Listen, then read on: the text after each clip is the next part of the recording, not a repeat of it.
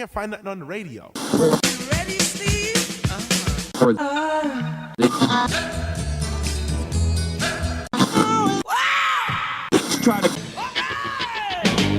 Welcome to Songology. He's Bruce. He's Richard. And this is another episode from our Song of the Day archives. Enjoy. Well, Bruce, you're still here.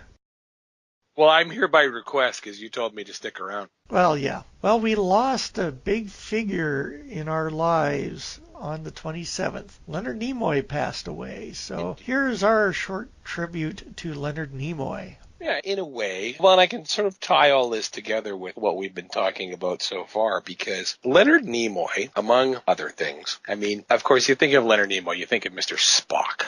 Yeah. At least people of our generation do. Much younger people might think of him as a character played for a number of seasons on the Fox TV series The Fringe. He was on that more recently. He's done various things. I mean, he was an actor, very celebrated for his acting. He was a director of various things, not only the Star Trek movies, but the Tom Selleck, Ted Danson movie Three Men and a Baby was the Leonard Nimoy film. Major hit.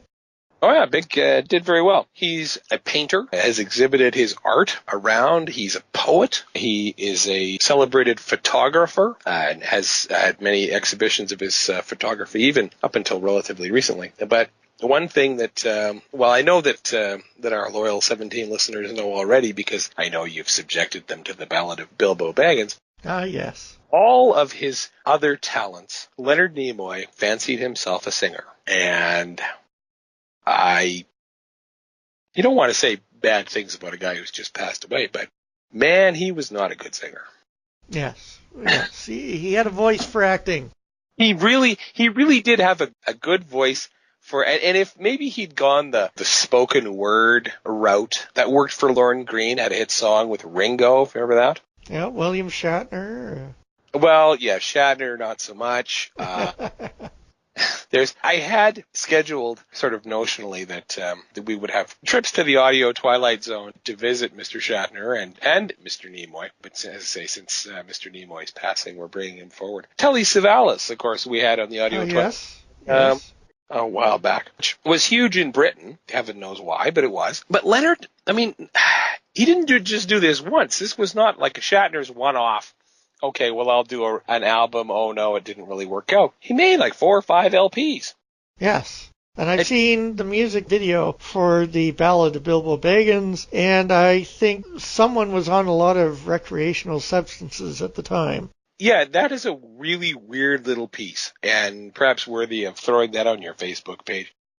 Because it's got the go-go dancers, and it's got all sorts of weird stuff going on. Very odd. Very, very strange. I think that Leonard actually thought that he could sing, is sort of the conclusion that I've come to, because he kept going back. He kept releasing new records. Well, we have the quote here in discussions with Charles Green of Dot Records, which put out the albums, that Leonard Nimoy says, Dot contacted me and asked if I'd be interested in either speaking or singing on the record. And I said I was very interested in doing both.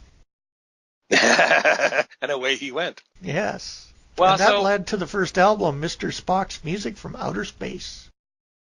Well, and the track I'm going to play for you here comes from a later record of his, The New World of Leonard Nimoy. It also appeared on his album that was called Highly Illogical, and that would be Leonard Nimoy's cover of a CCR song. Oh. But let me tie this all together for you. Yes. Let's go back to 1993 when Creedence Clearwater Revival was inducted into the Rock and Roll Hall of Fame. They were inducted into the Hall of Fame by none other than Bruce Springsteen. Uh-huh. And Springsteen said, in the course of his speech inducting CCR, he said, I'll quote him, he said, "Me and my band worked on Route 35 outside Asbury Park at a club called the Pandemonium. It was 5 50-minute sets a night and rarely a night without a fight. Into New Jersey came the music of Creedence Clearwater Revival, and for 3 minutes and 7 seconds of Proud Mary, a very strained brotherhood would actually fill the room. It was simply a great song that everybody liked, and it literally saved us on many occasions."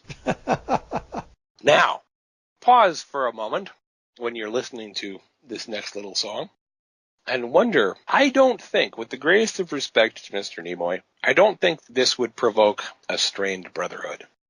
So, A riot, here's, perhaps? yeah, well, judge for yourselves. Let's have a listen to the late, great Leonard Nimoy and his take on the CCR classic, Proud Mary.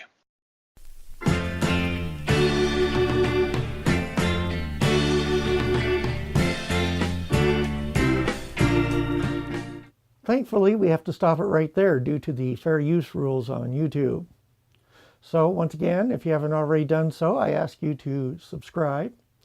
And here's your chance to, well, my recommendation is to move on to the next episode, which is Fats Domino and Blueberry Hill.